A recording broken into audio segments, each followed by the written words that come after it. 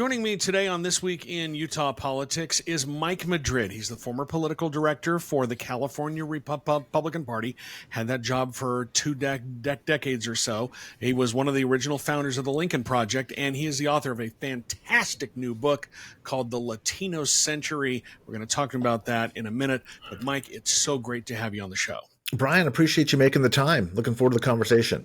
Well, I think I'm actually looking forward to it more than you are because I really appreciate your perspective. We'll get to the book in a second, but I'm really curious, as someone who has been a political observer working on campaigns, mostly Republican campaigns most of your life, what do you see as the state of play in the presidential race now that Joe Biden stepped down? I mean, it seems like it was a lifetime ago, but Kamala Harris has been a candidate for like 10 days now. So I'm curious as to what your thoughts are on the state of play of the race and how much things have changed.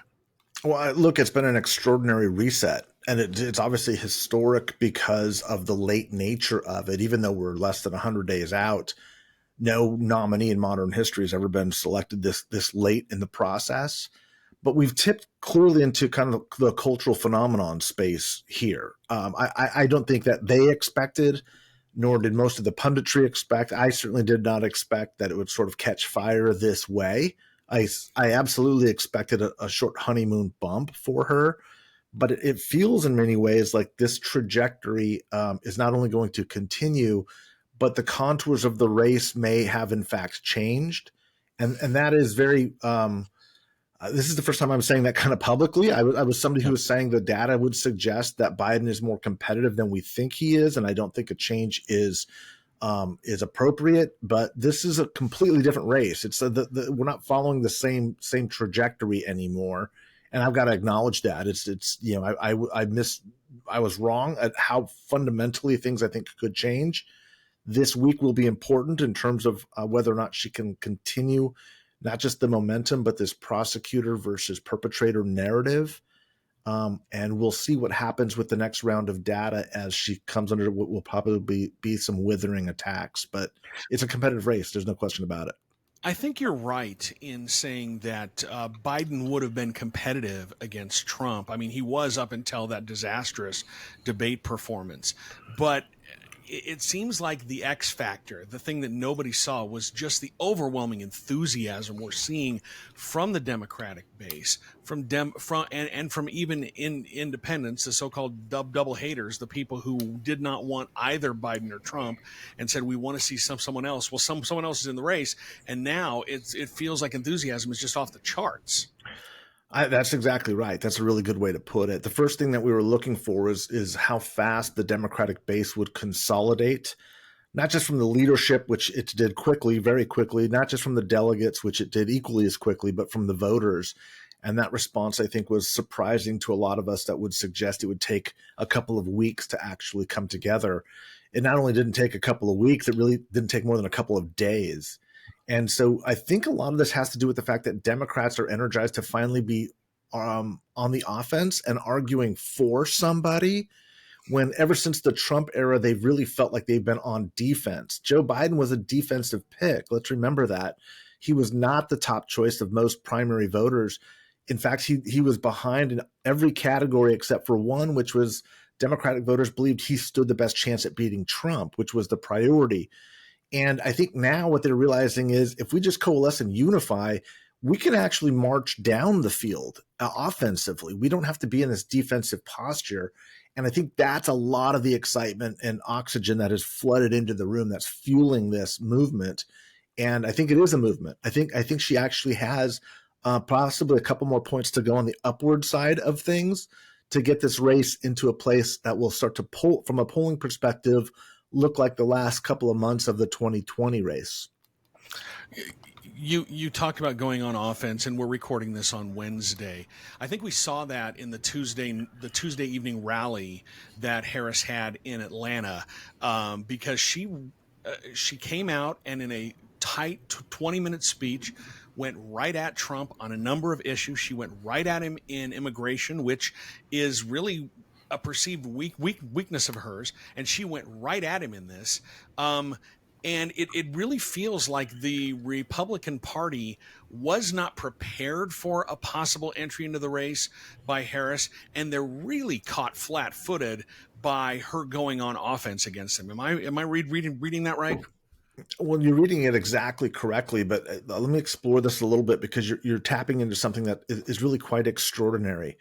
This is the first time in 3 decades I've ever seen where Democrats are trying to lead the charge on border security. And not only is she leaning into the offensive play of that, but they're articulating policy specifics. Nobody has ever seen Democrats begin a rally and an enthusiastic speech beginning with border security issues. And not only did she do that, she launched an ad about an hour before the rally, again, offensively owning policy positions. This is exactly what I prescribe in the book. This is precisely what I say Democrats needed to do. They've needed to decouple border security from immigration reform. They've been locked in a 10-year bad strategy of demanding both, knowing full well they were never going to get it. They're owning this now, and they're going to put the Republicans not only on the defensive, but they're going to redefine, I think the possibility is to redefine the party on this issue, which has been hurting them since the end of the Obama administration. And just as a political observer, I think it's fascinating to watch because, again, as somebody who's very involved with the Latino community and Latino issues, the immigration issue, I have never seen Democrats behave this way. This is where the voters are at. This is increasingly where Latino voters are at. And something internally in this campaign has recognized that where they were going was problematic, and where they're headed is actually towards a future where they're not locked in this immigration headlock that they put themselves into. So it's pretty extraordinary to watch.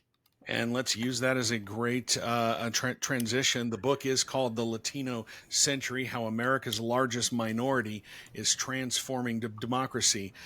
This is a really great book, Mike. Kudos to you on this. And it just really lays out not the moment that we're in. And I've heard you say that you really rushed to get this thing out ahead of this election.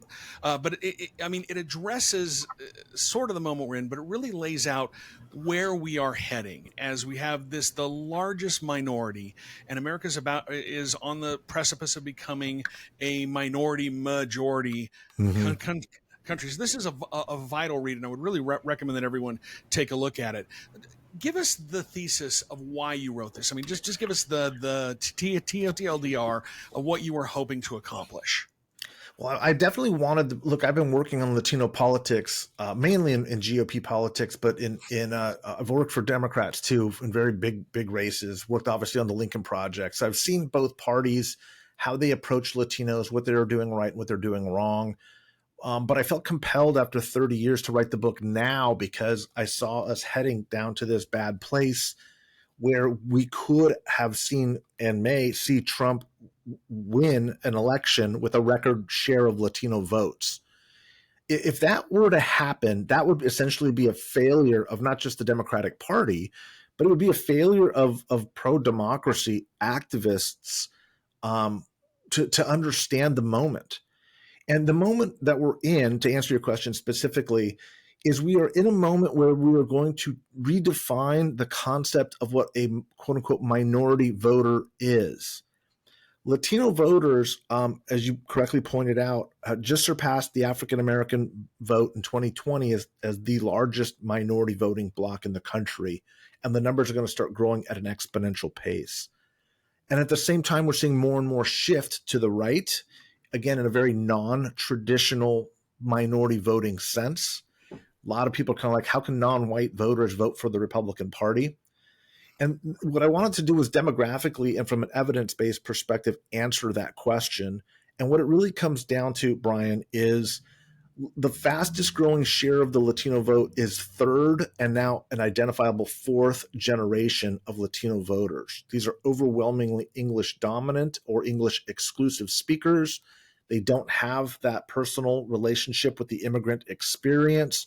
These are rapidly moving away from a racial minority voter to an economic pocketbook voter. And these are people who are overwhelmingly employed in blue collar working class industries that are feeling the impact of some of the negative impacts of inflation, high interest rates, and a struggling economy at that end of the spectrum. And we're seeing them vote accordingly.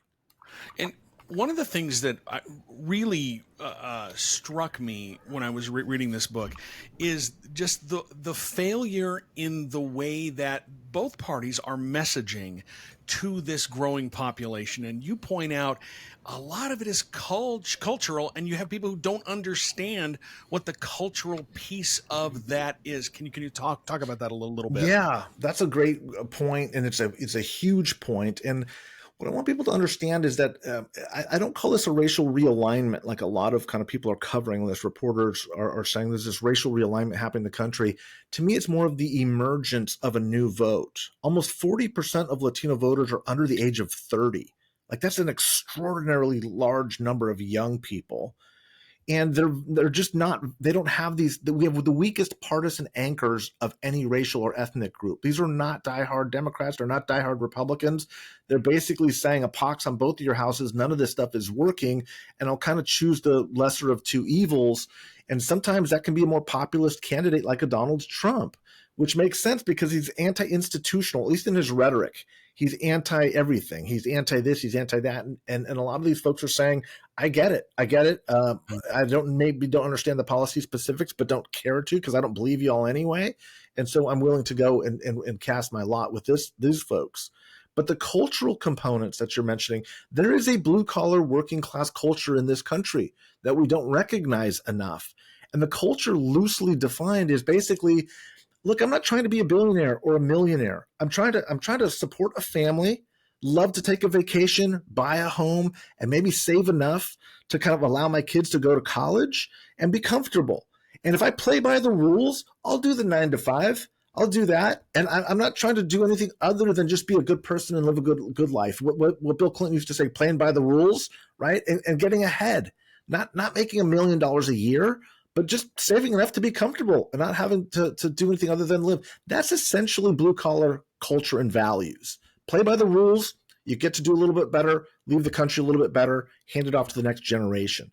That's admirable, but both parties, again, are speaking to the Latino community as though it's an aggrieved racial minority. And that's not where Latinos are at. It's understandable in many ways because the whole black-white paradigm, the first chapter of my book is, Beyond Black and White, has always constructed this model of tension between whites and non-whites. And we're not seeing that racial tension to the same degree that we have in the past.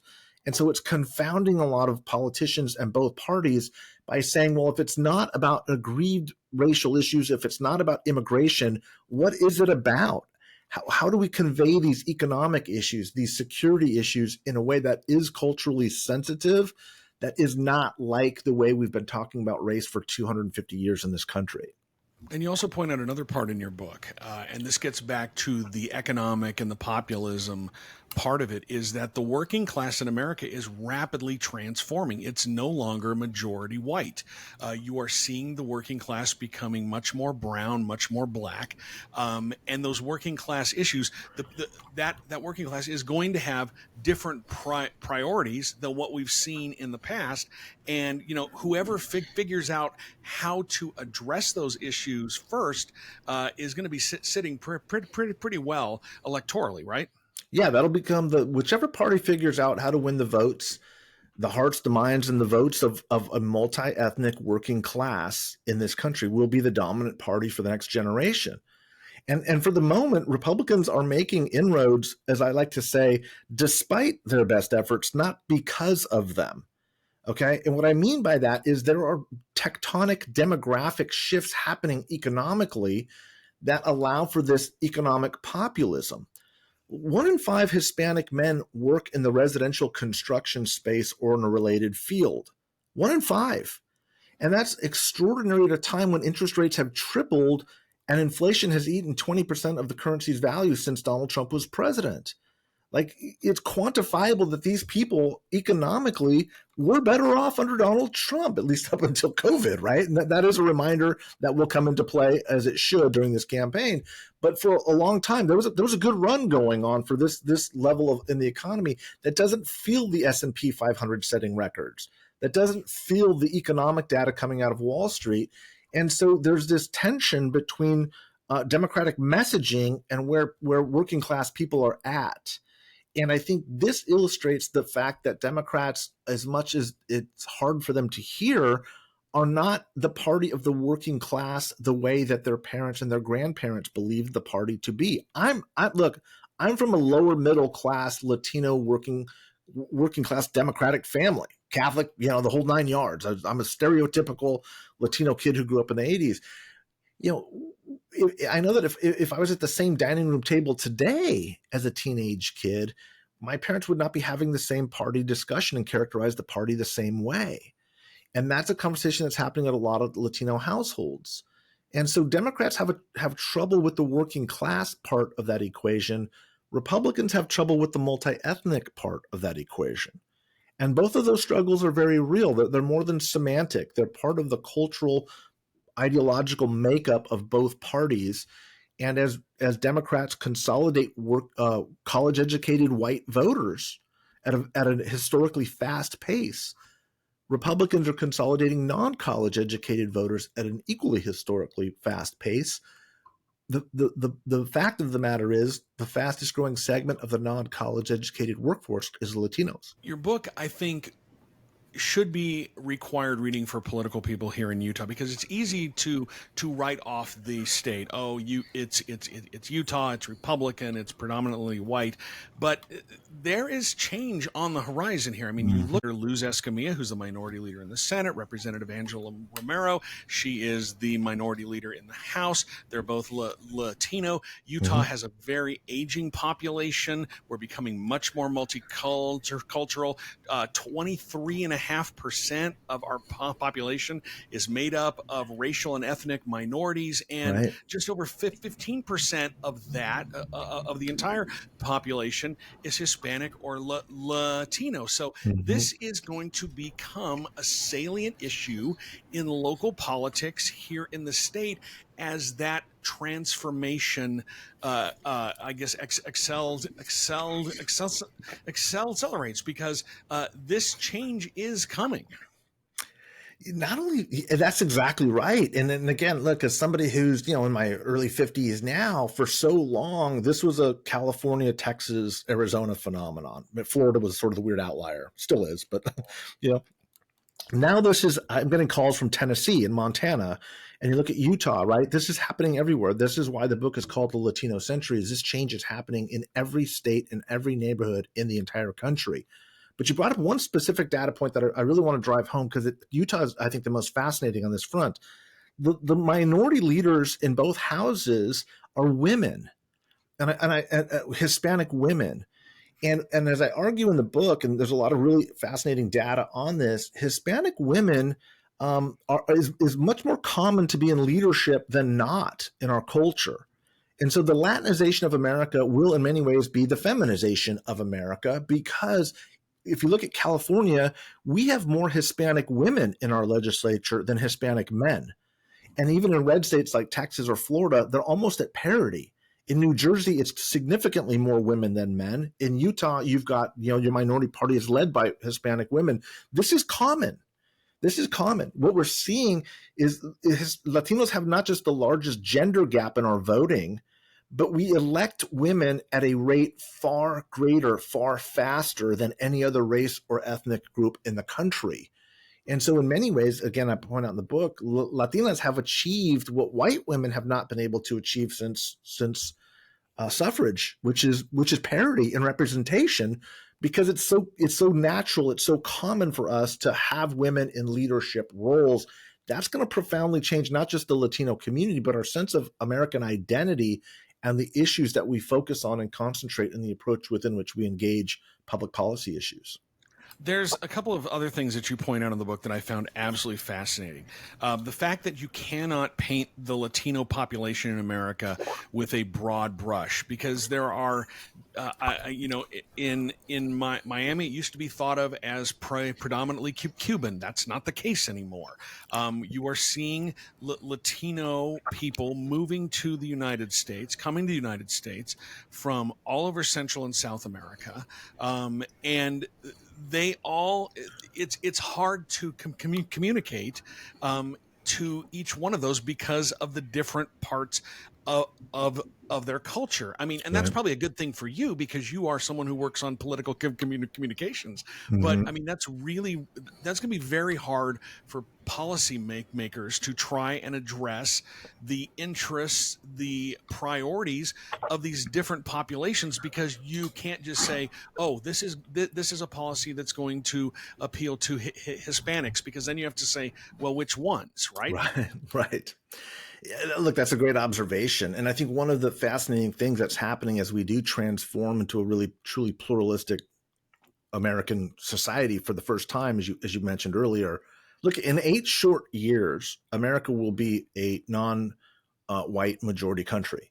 We will be a minority majority country in 8 years. Like, that's in our lifetimes. It's coming, right? And that's part of why I wanted to write this, to kind of be as a precursor of what works and what doesn't in some of the regions of this great country. Look, but what happens is, with all of these differences and the country of origin differences, generational differences, language differences, all of these differences, what I think we need to recognize is, or need to be focused on, is what are the through lines? What are the commonalities here? And the ones that I've identified, which I think are the most important, is focusing largely on the fact that this is largely a working class. This is the emergent segment of the working class at a time when we are witnessing the largest economic divides between the rich and the poor since the Gilded Age, and probably even greater than that. And that tension is very real. You can't have a society where there are fewer and fewer white people with more and more money, and more black and brown people with less and less money. Like, that story has never ended well in human history. And we're setting ourselves up for that. We just got to be careful. Like, there's got to be some sort of understanding that, regardless of the cause, if you're on the right, you have an idea, on the left, you have an idea, both of them equally, or I should say equally valid, but they're valid. Let's have the conversation. We do know that this doesn't end well unless we rectify that. So how do we go about doing that? And the question is really, I think, what you're really getting at, and I think it's exactly right, is this fundamentally a public policy area that needs to be addressed through a race and class lens, or an economic and pocketbook lens? And increasingly what we're realizing is, because of these non-white voter shifts to the right, remember, it's most pronounced with Latinos, but it's happening with African-American men too, and immigrant dense communities all over the country. There's this rightward shift that tells us that even in this racially charged climate, which we are absolutely in, the economic concerns are predominant. That's how strong the economic need is to get out of the situation that they're in, or to find some sort of solution. So we've got to understand that addressing that, in all likelihood, ameliorates a lot of the other social tension. And whether it's a lot or a little bit, it's certainly something that goes along with making a better society and a more just society anyway. So focusing on class issues and speaking to these voters in as much of a class-oriented way as a racial and ethnic way is central to having a more cohesive society and frankly, keeping democracy going. And I'm going to wrap up with this. I could talk to you about this for hours because this is so fascinating. But I've heard you say that another challenge for people, for those in the political class, for policymakers, is the way that this Latino population consumes information is much more different than what we are used to. Yeah. Right now, you talk about what happens on cable TV, which drives so much of the conversation. But, those shows have less than 1 million viewers in a country of 330 million people. Correct. They do not even reach 1% of the population, but it's so important, or at least drives the conversation. But you have, especially younger Latinos, they are just not plugged into that at all. They are consuming information in different ways. And I think it was Rick Wilson who said, you know, whoever figures that out is going to make a lot of money on how to message and where to find these consumers. But that's also going to change my business as well. Yes. Right. And the business you're in actually is probably at the forefront of trying to discern exactly how to engage not just these voters, but all voters, and where everybody's starting to increasingly live. Look, and you're right on the whole broader picture here. The thing to keep in mind is this is such a decidedly younger generation. Again, 38%, almost 40% of voters, Latino voters, are under the age of 30. Like, this is extraordinarily young, but it's starting to compound now. So let me give you a couple of data points that I think will help kind of put all this in perspective. 71% of all U.S. population growth is Hispanic, but it's overwhelmingly U.S. born. And not just U.S. born, but the fastest growing segments are the third and now fourth generation. Like, you can't build a wall to stop this. You needed to build that wall in the 80s and the 90s. It's way too late now. Okay, guys? So the idea of who Latinos are is stereotypically stuck in the 80s and 90s. So when I say U.S. Hispanic growth is 71%, people are like, well, that's immigration. It's not only not immigration, it's the grandchildren of immigrants that are growing the fastest. This is an English dominant group. Only 17% of Hispanics want to get their information in Spanish, less than 20%. Okay. And most of these voters are mobile and online and communicating that way. They're not watching cable TV. They're not subscribing to newspapers. They're not consuming news in the traditional fashion that you and I have been accustomed to. They are getting their information largely on YouTube, WhatsApp channels, and online. And until that is the primary means of political communications, none of this stuff is going to actually be terribly meaningful. Well, the book is tremendous. It is The Latino Century, How America's Largest Minority is Transforming Democracy. I'm going to hold it up again. Go buy this thing. It is a great read. Mike Madrid, thank you so much for your time, my friend. When are you coming out here? I'm hoping to get out there in the next 5 or 6 weeks, actually. When I do, I'd love to kind of sit down and maybe we do this again. My hope is to kind of meet with the minority leaders and some of the Latino activists in Utah, because Utah is a really, like, as you pointed out, there's so much more to say about Utah and how fast it's transforming that I really kind of want to make a bigger deal out of it than in most other states that I'm going to be going to. But I will let you know first the exact dates of when I'll be out there, Bryan. Oh, I was going to say, I don't need to know first, because I think that there are some people more important to me to talk to, but I would look forward to and I would relish the opportunity to sit down and chat about this with you more. That's Mike Madrid. Go in and buy the book. Mike, thanks again for your time. Thanks for having me, Bryan.